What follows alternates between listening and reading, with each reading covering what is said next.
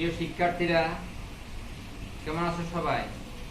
আজকেও আমি সিলেট উচ্চ বিদ্যালয়ের অনলাইন ক্লাসের হিসাব বিজ্ঞান বিভাগের পক্ষ থেকে তোমাদেরকে শুভেচ্ছা জানিয়ে আজ ক্লাস শুরু করছি। আমরা গত ক্লাসে খতিয়ানের বিষয় সম্পর্কে যথেষ্ট ধারণা লাভ করেছি, খতিয়ানের ধারণা পেয়েছি। খতিয়ান তৈরির জন্য যে দুটি চক্র আছে সেই দুটি চক্রের বৈশিষ্ট্য এবং নমুনা অঙ্কন করতে শিখেছি। আমি তারই আলোকে আজকে একটি সৃজনশীল প্রশ্নের সমাধান করব। তোমাদের কাছে এই প্রশ্ন নাও থাকতে পারে, এজন্য আমি মেইন বইয়ের 1904 অঙ্কটি বাছাই করে নিয়েছি। তোমাদের সুবিধার্থে তোমরা সবাই বই, খাতা, কাগজ, কলম যা প্রয়োজনীয় ইনস্ট্রুমেন্ট সবগুলো তোমরা তোমাদের সামনে নিয়ে বসো। আমি তোমাদেরকে ক, খ, গ এর উত্তর কিভাবে সমাধান করবে তা দেখাচ্ছি। তোমাদের সুবিধার জন্য আমি আমার বোর্ডের পাশে একটি উদ্দীপক দেখিয়ে রেখেছি। এই উদ্দীপকটার আলোকে আমি অঙ্ক করাবো। তোমরা ইচ্ছে করলে তোমাদের সামনে তোমাদের মেইন বইটা রাখতে পারো। মেইন বই 4 নম্বর অঙ্ক, 90 পৃষ্ঠা অঙ্কটি। তাহলে আমরা সবাই প্রস্তুত। আমি বোর্ডে যাচ্ছি, তোমরা তোমাদের খাতা, কাগজ, কলম নিয়ে বসো।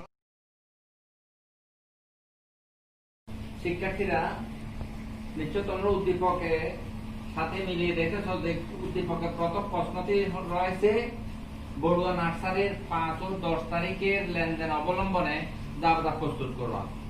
অর্থাৎ আমাদের উদ্দীপকে 5 এবং 10 তারিখে যে দুটি লেনদেন রয়েছে ওই দুটি লেনদেন দিয়ে আমরা একটি জাবেদা প্রস্তুত করতে হবে। আমরা তো গত ক্লাসে আলোচনা করেছি খতিয়ান এবং জাবেদা হিসাব চক্র দুটি ধাপ, এবং খতিয়ান প্রস্তুতের সহকারী ধাপ হলো জাবেদা। তাহলে দেখো 5 তারিখের লেনদেনটি আমরা পড়ে নিই। 5 তারিখের লেনদেনে কি বলা আছে তোমরা নিশ্চয়ই দেখেছো, তোমাদের সামনে বই রয়েছে। 5 তারিখে বলে দিয়েছে রহিম এন্ড সন্সের নিকট থেকে গাছ ও বীজ ক্রয় 25,000 টাকা। যেহেতু বড়ুয়া নার্সারি ব্যবসায় হলো গাছ উৎপাদন করা এবং সেগুলো বিক্রি করা, তার ব্যবসায়টা হলো নার্সারি সংক্রান্ত। এই জন্যই এখানে সে যে বীজ এবং গাছ ক্রয় করেছে এটা হলো তার ব্যবসা প্রতিষ্ঠানেরই পণ্য। আর পণ্যকে আমরা তো জানি যে ক্রয় বলতে হয়। সেক্ষেত্রে জাবেদা হবে কি, দেখো ক্রয় হিসাব ডেবিট, কারণ ক্রয় করেছি ডেবিট হয়েছে। কিন্তু এখানে বলা নাই যে আমি নগদে ক্রয় করেছি।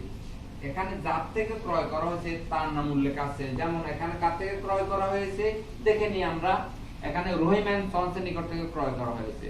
রহিম এন্ড সন্সের নিকট থেকে ক্রয় করার এবং ব্যক্তির নাম উল্লেখ থাকার কারণে আমরা বুঝতে পারছি যে এটি ধারে ক্রয় হয়েছে। ধারে ক্রয় হওয়ার প্রেক্ষিতে এটাকে আমরা রহিম এন্ড সন্স লিখতে পারি, পাওনাদার হিসাবেও লিখতে পারি, যেহেতু এটা বাকিতে ক্রয় সংক্রান্ত লেনদেন। তোমরা তোমাদের মতো করে বুঝে নাও। আমি আবার বলছি, এটা ক্রয় হিসাব ডেবিট, রহিম এন্ড সন্স হিসাব ক্রেডিট, অথবা পাওনাদার হিসাব ক্রেডিট, দুটেই হতে পারে। আমি পাওনাদারটা দিয়েছি। আশা করি তোমরা বুঝতে পেরেছো। এরপরে দেখো উদ্দীপক আছে 10 তারিখের লেনদেনটা। তাহলে আমরা 10 তারিখের লেনদেনটা পড়ে নিই। 10 তারিখের লেনদেন বলেছে রাশেদ এন্ড কোম্পানি এর নিকট থেকে নগদে পণ্য বিক্রয় 37,000 টাকা।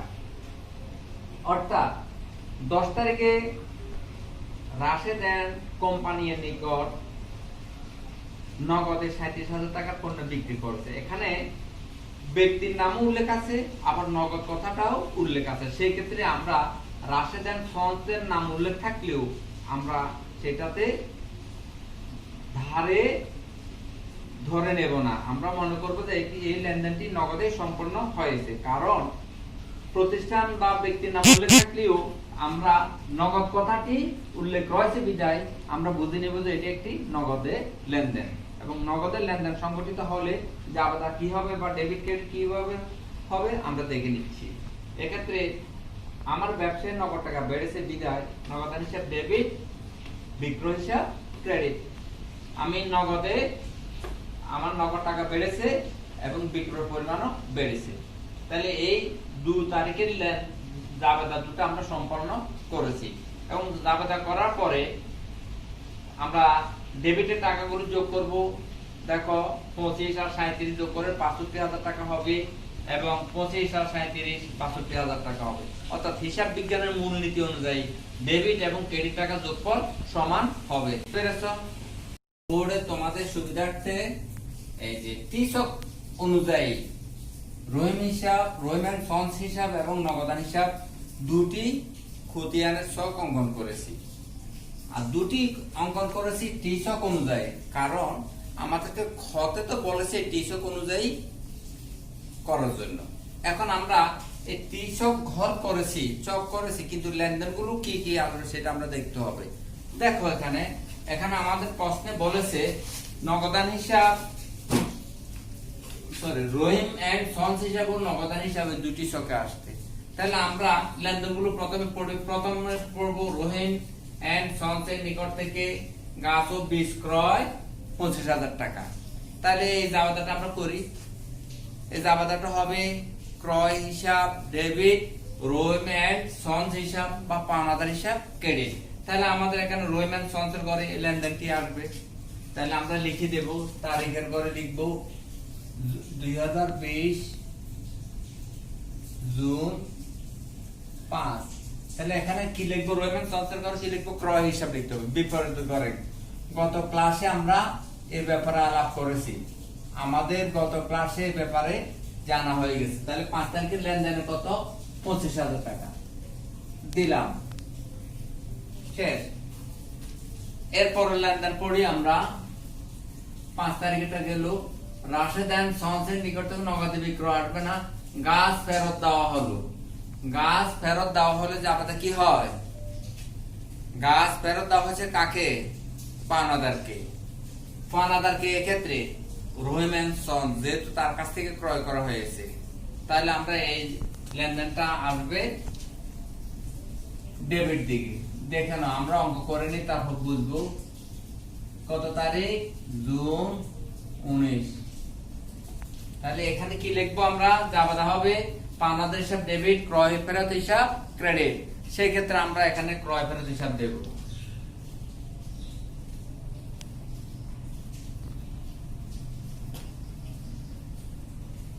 হিসাব কত? 2,500।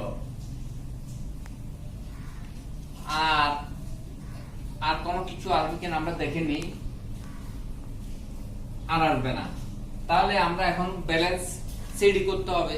ক্রেডিট দিকে যোগফল বেশি, তাহলে আমরা ক্রেডিট দিকে যাচ্ছি। 25,000 টাকা লুকা পেসিওলির নিয়ম অনুযায়ী আমরা ডেবিটে যোগফল পেলাম।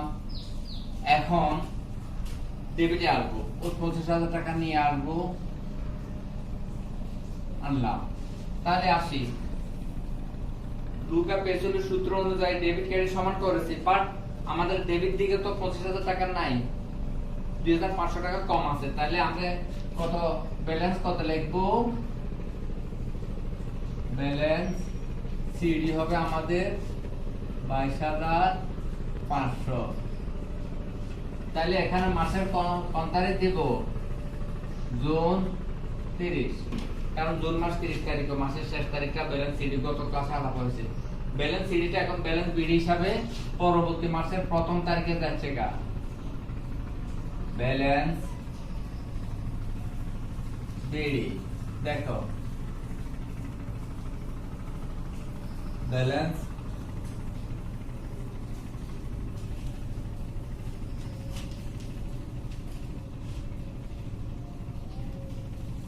কত দিব? 22,500। বাস, এখানে ক্লোজিং লাইন হবে না।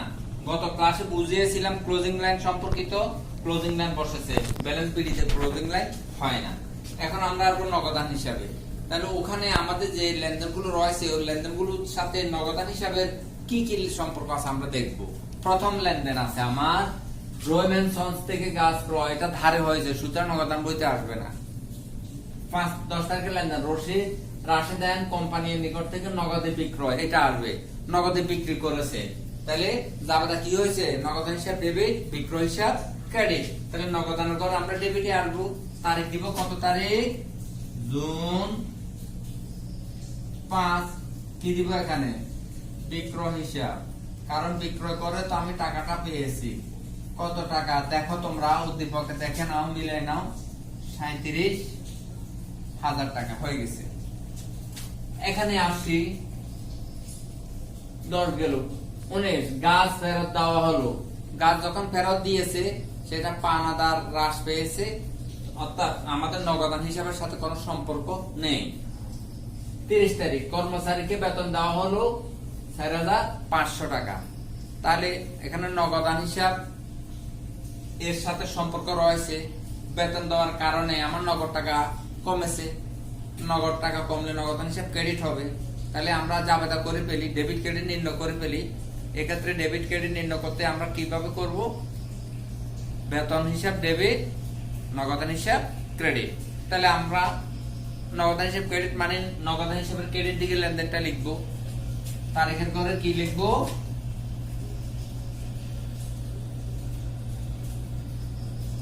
জুন 30, জুন 30 বেতন হিসাব লিখবো।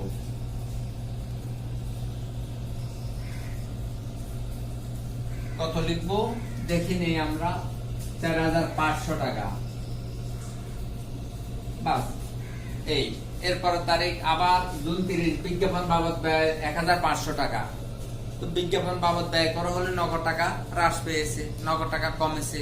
আমরা ডেবিট ক্রেডিট নির্ণয় করি যে নগদান হিসাব যখন হ্রাস পেয়েছে তখন নিঃসন্দেহে সেটা ক্রেডিট হবে। ডেবিট কি হবে? বিজ্ঞাপন, কারণ বিজ্ঞাপন বাবদে তো টাকাটা ব্যয় হয়েছে। তাহলে আমরা এখন সাজায় ফেলি ডেবিট ক্রেডিট। বিজ্ঞাপন হিসাব ডেবিট, নগদান হিসাব ক্রেডিট। তো নগদান হিসাব যখন ক্রেডিট বলেছে তাহলে আমরা নগদান হিসাবে ক্রেডিটে লিখবো। এটা কি লিখবো দেখো, জুন 30 বিজ্ঞাপন হিসাব দিয়ে টাকাটা লিখে দিবে। এখানে 1,500 লিখলাম। তাহলে আমার ডেবিটে আছে 37,000, ক্রেডিটে আছে 6,000 দেখা যাচ্ছে। তাহলে ডেবিট দিক বড়, তাহলে আগে আমি ডেবিট দিকে যোগফলটা আগে বের করবো। 37,000 লিখে ফেলবো, লিখে ফেললাম, ক্লোজিং লাইন দিয়ে দিলাম। এই 37,000 ক্রেডিটে নিয়ে যাব, ক্লোজিং লাইন দিয়ে দিলাম। এখন আমি 37,000 ডেবিট, ক্রেডিট হলো 4, 5, 6,000। তাহলে 37,000 টাকা 6,000 টাকা বিয়োগ করব। নিঃসন্দেহে তোমরা জানো কত হবে, 31,000। হ্যাঁ, তাহলে এটা হবে তাও ব্যালেন্স মাসের শেষ তারিখ, ব্যালেন্স সিডি 31,000। 31,000, এই 31,000 টাকা পরবর্তী মাসের প্রথম তারিখ, জুনের পরে জুলাই,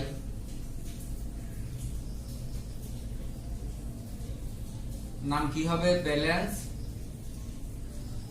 বি ডি 31,000। এই তো, তাহলে আমরা টিশক অনুযায়ী উদ্দীপকের আলোকে রোহম্যান সঞ্চয় হিসাব ও নগদান হিসাব দুটি খতিয়ান করেছি এবং দুটি খতিয়ান করে দুটি খতিয়ানের উদ্বৃত্ত করেছি। রোহম্যান সঞ্চয়ের এই যে 22,500 টাকা উদ্বৃত্ত পেলাম, এটা ক্রেডিট দিকে বসেছে, ব্যালেন্স বিডিটা ক্রেডিট দিকে বসেছে বিদায় এটাকে বলবো আমরা ক্রেডিট উদ্বৃত্ত। আর নগদান হিসাবের বেলা 31,000 যেটার নাম ব্যালেন্স বিডি, এই ব্যালেন্স বিডিটা ডেবিট দিকে বসেছে বিদায় এই উদ্বৃত্তটার নাম হবে ডেবিট ব্যালেন্স। তাহলে আমরা টিচার পদ্ধতিতে কিভাবে খতিয়ান প্রস্তুত করা হয় আমরা বুঝে গেছি। তোমরা সবাই গয়ের জন্য প্রস্তুতি নাও, আমি ঘয়ের কাজ একটু পরে করে দিই। শিক্ষার্থীরা দেখো, আমরা খ এর সমাধান করেছি, এখন গ করছি। গয় আমাদের কাছে চেয়েছে ক্রয় হিসাব, বিক্রয় হিসাব, বেতন হিসাব, বিজ্ঞাপন হিসাব চলমান জায়ের ছকে প্রস্তুত করতে। তাহলে আমরা চলমান জায়ের ছকটা গত ক্লাসে আলোচনা করেছি। আমরা সবাই জানি চলমান জায়ের ছকটা কেমন। এতক্ষণে তোমরা অবশ্যই চলমান জায়েরটা অঙ্কন করেছো। দেখি এই যে ছক, প্রথমে ক্রয় হিসাব, বিক্রয় হিসাব, বেতন হিসাব, বিজ্ঞাপন হিসাব, এইভাবে আমরা 4টা ছক করেছি। 4টা ছক করার পরে ছকগুলো পূরণ করেছি। এখন আমরা শুধু লেনদেনগুলো পোস্টিং করব এই স্টকে। কিভাবে কি করতে হবে আমরা এখানে দেখছি। প্রথম হলো আমাদের ক্রয় হিসাব। তাহলে ক্রয় হিসাব এখানে আছে। তো ক্রয় হিসাবের সাথে আমার লেনদেনের সাথে কি কোন তারিখের লেনদেন মিলে দেখি। 5 তারিখ রহিম সন্সের নিকট থেকে গাছ ও বীজ ক্রয় 25,000 টাকা। তাহলে এখানে ক্রয় হিসাব পাচ্ছি আমরা, গাছ ও বীজ ক্রয় ক্রয় পেয়েছি। তাহলে ক্রয় সব সময় ডেবিট। তাহলে আমরা ক্রয় হিসেবে যাব কত তারিখ, জুন 5 ক্রয় করেছি। কার থেকে ক্রয় করেছি, রহিম এন্ড সন্স থেকে। রহিম এন্ড সন্স হিসাব লিখলেও পারি, আবার পাওনাদার হিসাব লিখলেও আমরা পারি, যেহেতু রহিম এন্ড সন্স আমাদের পাওনাদার। তাহলে আমরা পাওনাদারটা লিখে ফেলি।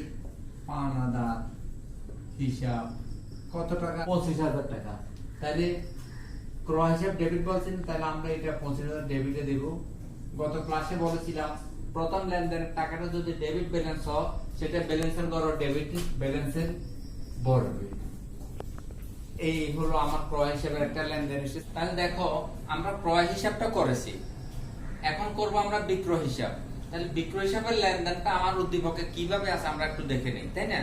দেখো 10 তারিখে লেখা আছে রাশেদ এন্ড কোম্পানির নিকট নগদে বিক্রয় 37,000 টাকা। যখন নগদে পণ্য বিক্রি করা হয় যাবে হবে নগদান হিসাব ডেবিট, বিক্রয় হিসাব ক্রেডিট। তাহলে আমার এখানে খতিয়ানের গড় হলো শিরোনাম হলো বিক্রয় হিসাব, তাহলে বিক্রয় হিসাব ক্রেডিট হবে।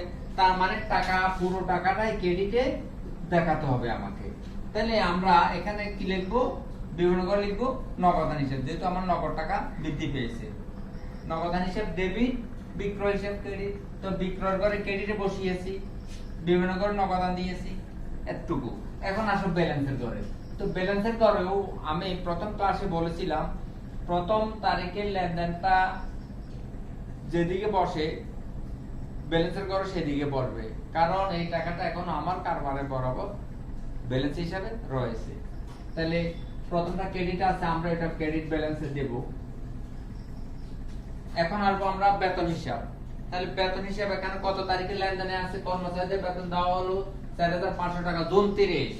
জুন 30 এসছে, জুন 30 এ জাবাদা করলে কি হবে, বেতন হিসাব ডেবিট, নগদান হিসাব ক্রেডিট। তো বেতন হিসাবে টাকাটা ডেবিটে পড়বে, বিবরণ করে দেব আমরা নগদান হিসাব।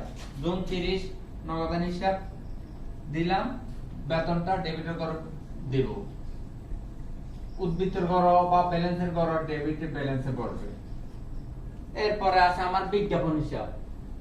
বিজ্ঞাপন হিসাব, এখন বিজ্ঞাপন হিসাব কত, জুন 30 তারিখে দেওয়া আছে। বিজ্ঞাপন বাবদ ব্যয় করা হলো 1,500 টাকা।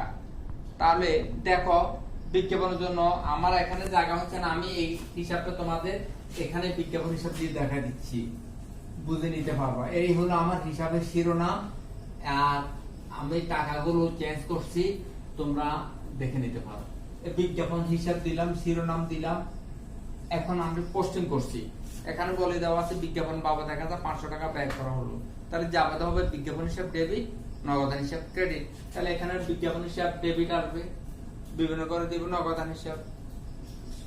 তাহলে এখানে তারিখ দিব জুন 30, এখানে দিব নগদান হিসাব, কারণ বিজ্ঞাপন বাবদ নগদ টাকা আমার কমেছে 1,500।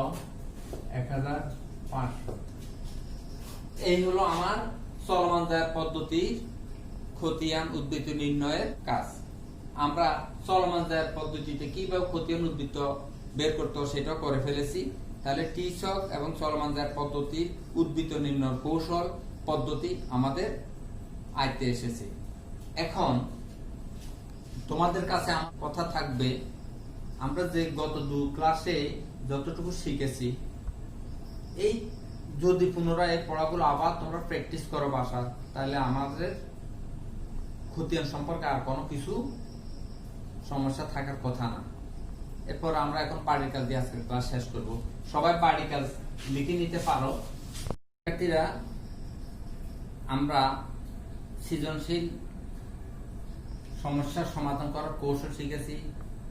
টিসক, চলমান দায়ের পদ্ধতির অঙ্ক কিভাবে পোস্টিং করতে সেটা শিখেছি।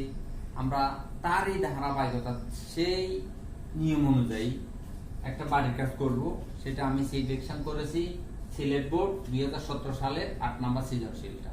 তোমরা এই অঙ্কটা করলে অতি সহজে ত্রিছক এবং চলমান পদ্ধতি ছকের কৌশলটা আয়ত্ত করতে পারবে। সবাই ভালো থাকবে, সুস্থ থাকবে, স্বাস্থ্যবিধি মেনে চলবে। শুভকামনা।